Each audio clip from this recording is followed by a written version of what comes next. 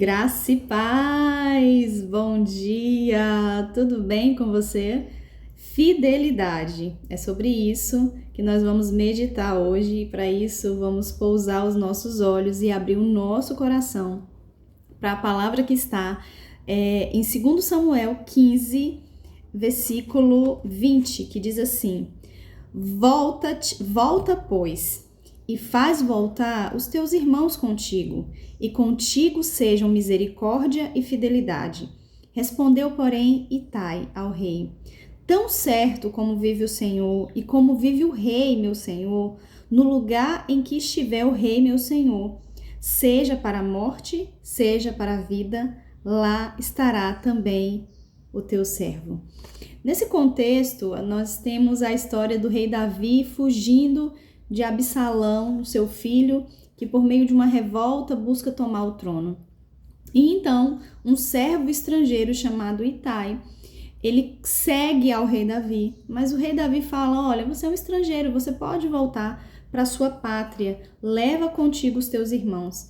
Porém, Itai demonstra nesse momento de dificuldade do rei fidelidade ao dizer que tão certo como vive o Senhor, eu te seguirei. Uma outra história de fidelidade nós vamos observar lá em Ruth, capítulo 1, versículo 16, é aquele verso tão conhecido, em que Ruth declara para Noemi: porque onde quer que fores, irei eu, e onde quer que pousares, ali pousarei eu. O teu povo é o meu povo, e o teu Deus é o meu Deus. Aonde quer que morreres, morrerei eu, e aí serei sepultada. Faça-me o Senhor o que bem lhe aprouver, se outra coisa que não seja a morte a me separar de ti. A verdadeira fidelidade, ela não vai ser provada na bonança, mas sim provada nos momentos de dificuldade, de escassez, de guerras, de batalhas. E nós observamos nessas duas histórias, tanto na história de Ruth com Noemi, quanto na do rei Davi com Itai, que essas pessoas decidem buscar e mostrar a fidelidade, na verdade, quando no momento de dificuldade elas têm a opção de ir embora e mesmo assim ela decide ficar. Ruth decide ficar com Noemi nos momentos de dificuldade e diz: tão certo, o teu povo será o meu povo e eu vou ficar contigo até a morte, que seja a morte a me separar de ti. E Itai também diz ao rei Davi: tão certo como vive o Senhor, que eu te seguirei, e seja para a morte ou seja para a vida. Então, são fidelidades firmadas no Senhor, tanto de Ruth quanto do servo Itai, né? Então, isso foi claramente observado nas afirmações que eles fazem, né? Tão certo como vive o Senhor, o teu Deus é o meu Deus. Então, deixar claro que ali se tem uma aliança firmada no Senhor.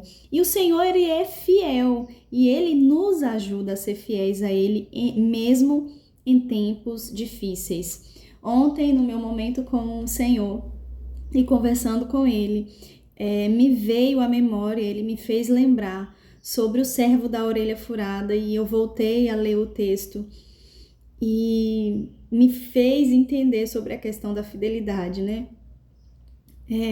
Lá em essa lei sobre os servos, as leis acerca dos servos, está em Êxodo 21, vocês podem ler depois, mas eu só vou contextualizar. O servo ficava ali com o seu senhor por 6 anos trabalhando e no 7º ano ele tinha a liberdade, ele poderia ir embora, ele era solto, vamos dizer assim. E esse servo agora, tendo sobre si a decisão de ficar ou não, né, de poder ir embora, se ele amasse ao seu senhor, ele ia chegar para o senhor e ia dizer que não queria ir embora porque o amava. Então, esse senhor o levava até os portais, né, até a porta ou a ombreira, junto ali dos juízes, e pegava uma sovela, que era um instrumento pontiagudo, com o objetivo de furar a orelha do servo E ao furar a orelha do servo, o servo estava dizendo que ele decidia ter a sua orelha furada e que serviria a esse senhor por amor.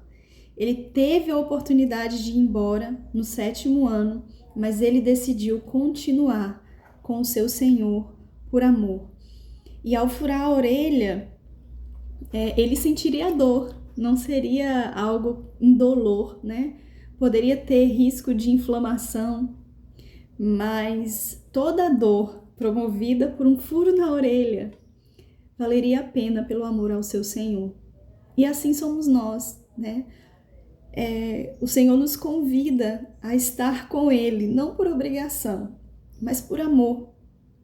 E Ele também, Ele não nos diz que seria fácil, porque não é, né? E há momentos de dores e angústias, mas esse Senhor, Ele é o mesmo que fura a nossa orelha, mas é o mesmo que cuida dela também. E assim que a nossa fidelidade ao Cristo de Deus, ao Filho de Deus, possa ser por amor, que mesmo que o Senhor coloque diante de nós a decisão de poder ficar ou ir embora, que o nosso coração deseje servi-lo por amor e que a nossa fidelidade seja firmada no Senhor. E assim como disse Itai, nós possamos dizer para o Cristo de Deus: tão certo como vive o Senhor e como vive o Rei, o meu Senhor, no lugar em que estiver o Rei Jesus, meu Senhor, seja para a morte ou seja para a vida, lá estarei também. Lá também estará o teu servo da orelha furada por amor. Eu quero ler a oração que eu fiz a respeito dessa fidelidade provada nas dificuldades, que diz assim: Pai querido, em tempos difíceis, como estamos vivendo, a fidelidade entre os homens e entre estes e o Senhor são escassas, porque muitos estão estabelecendo suas próprias alianças e a sua fidelidade baseada em pessoas e coisas passageiras.